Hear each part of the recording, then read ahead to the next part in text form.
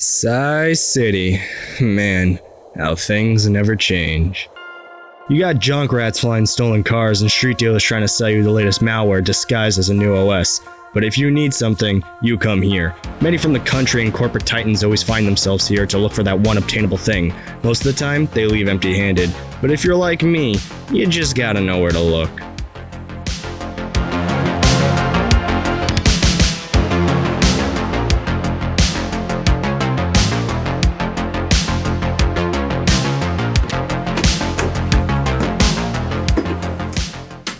This will do. Hey, Computos. Hey, come on, buddy, wake up. I think I got something. Tell me why we are doing this again. I told you. My ancestor loved this kind of stuff. Looking back at the logs, he loved to talk about old games, whether that be ones based off Christmas movies or ones he really never played through at all. Your point. The point is that him and I have a lot in common. He seemed to enjoy talking about these old games, so maybe I'd like it too. Besides, it's better that we get to know about how people enjoyed themselves 57 years ago. Whatever you say. Just feed me information as I talk to the camera.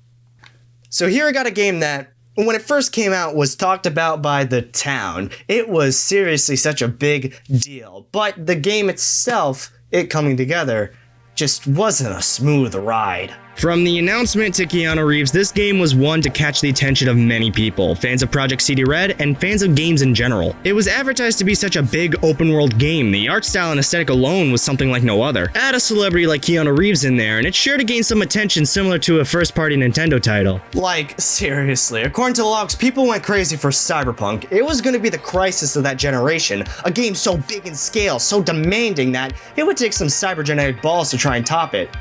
So, what went wrong with it? So the game got delayed. Like, more than once.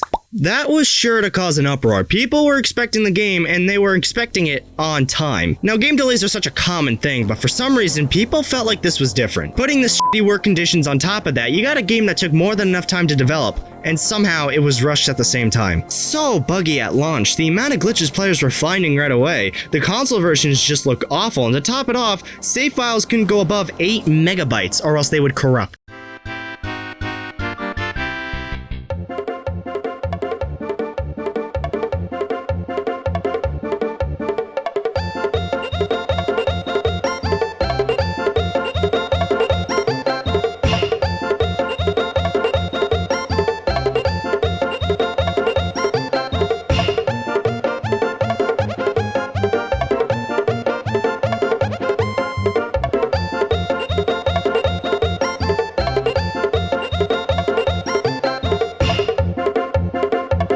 Talk about ouch, not a great first impression for a game like this. It's clear that the console versions weren't ready at all, but those executives like to get their little greasy chicken fingers on money. But if these problems were avoided and never happened, would have Cyberpunk 2077 seen more success? Nope. This game, while not bad, it's not that great either. I feel like if you take the hype and made it a side dish that you don't ever touch or look at, I'm sure more people would be saying that Cyberpunk is just okay. It's not a terrible game if you look past all the bugs, but it's not something that feels like this big leap in gaming as some people would often make it out to be. Why is that though? Why did people themselves when they heard about the development of this game? I couldn't tell you, to be honest. It's not like much was really told to us in terms of gameplay.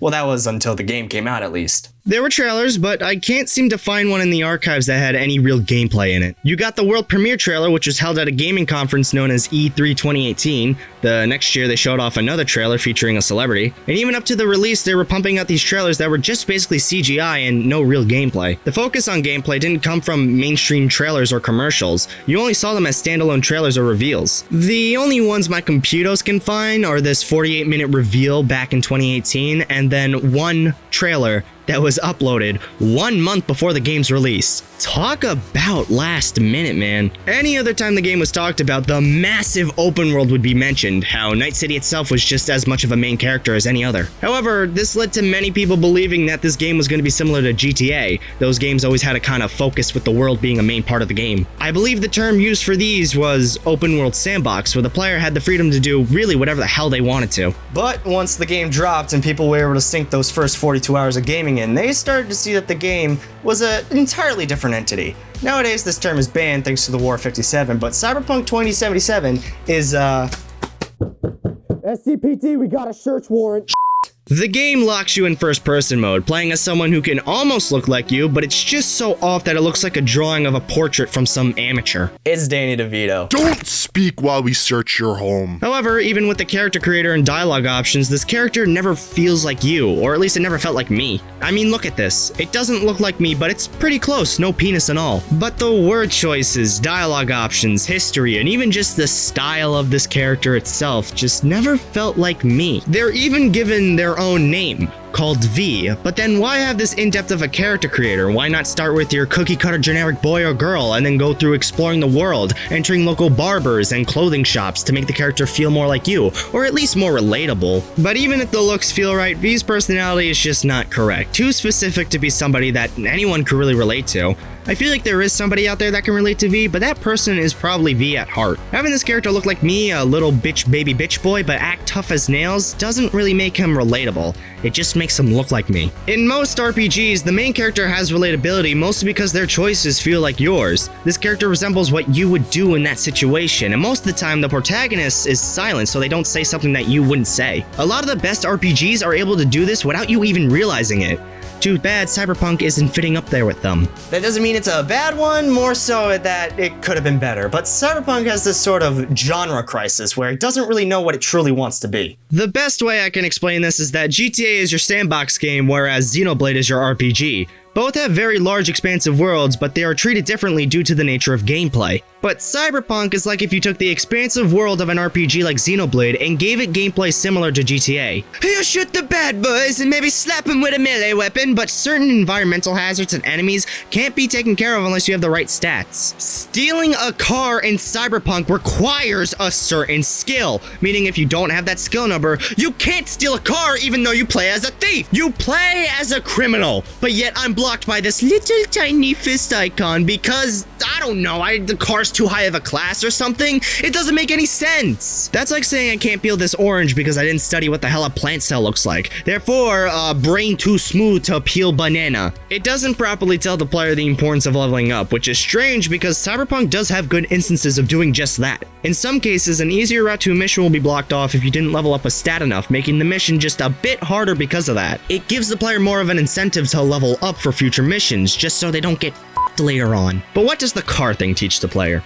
It tells you that if you don't level up, you have less freedom as a player. But hey, why does that matter when you can take the great-grandfather of Marco Reeves, the famous Hollow actor, and have him distract with talk about a big open world that's so impressive and really, in reality, it's just fine. I mean, it's kind of like how that old game Watch Dogs made hacking seem fun, but in reality, it was just okay. Cyberpunk does have an amazing open world though, don't get me wrong. It's truly impressive for the time, but looks are where it ends. Walking around doesn't feel any more impactful than any other open world games. Heck, I'll even say that Mario Odyssey, a Nintendo game, has more impactful worlds, and that's a real sandbox game. Look at this. It's Mario riding on a moped, and yet this keeps my attention more than a cyber steampunk city filled with neon lights and hologram tits. But the game wants to be known as an RPG, so ignoring its huge open world that it wants to show off and be all GTA-like, how are these RPG elements? You know, what the game wants to be known for? They're fine. I mean, I wouldn't go parading about them. I wouldn't recommend it to fans of the genre, but then I wouldn't recommend it to people who aren't a fan, or even just looking to get in it. So basically, I wouldn't recommend it. Oddly enough, it takes a back seat.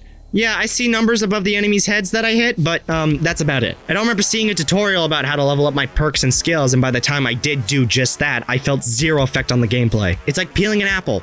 It feels unnecessary and adds almost zero to my enjoyment. You don't feel progression as a character in this game. The only time you do is when you play as Keanu for a hot sec, because he's badass and OP as heck. Even when I was losing to the tougher enemies, I didn't feel like I lost because I wasn't leveled up enough. It was more because I went into a gunfight with a katana. I'll admit that stealth is fun, but it's not that complex either. In fact, it just feels like your average open world combat in most cases. Now notice how I'm not really saying things are groundbreaking. I'm always comparing stuff to average things. That's because Cyberpunk takes the average parts of every genre it takes from and mushes it together thinking it's groundbreaking. But say you took two average people and grounded them up together, made them into a burger, you wouldn't be getting a groundbreaking burger. The taste wouldn't be so immaculate, it would just be average. And a stale one too. But honestly, the more I think about it, that's really all Cyberpunk is, a stale game. And you know what they say about stale food? It's that it's f***ing illegal. SCPT, open up! Again? I mean, stale or not, Cyberpunk isn't a terrible game like I said before, but I wouldn't call it like a good one either. Its gunplay is generic, and the environment, while pretty, it's just that, pretty. There's nothing really groundbreaking with this game, compared to another game like Doom 2016. That is a good shooter on its own, but what it was able to do, it was able to break the tropes of average first-person shooters. It added new stuff, it changed some of the elements, and it made it truly unique and groundbreaking. It was something you didn't see before in games like these. But if I'll be honest, the game isn't all terrible. The writing and the story actually feels really refreshing. It's something I haven't seen before in a game like this. But I wouldn't say that's a point for the game, as this story could have been a movie or a story-driven game. But even with that argument, I feel like that if that were the case, Cyberpunk wouldn't be getting as much attention as it is now. And it looks like I'll be going to jail soon because I ate stale food and played a game that was outlawed. I mean, to be fair, crime rates have been down since the 40s, and they need to create new crimes just to keep the prison's bowling team alive. I mean, I don't blame them though. Those guys are good. I just hope my ancestor was able to appreciate what he had at the time. It's rare for someone like me to even play video games nowadays. Man, how lucky he was. This game isn't Nintendo, therefore it's bad. Whee!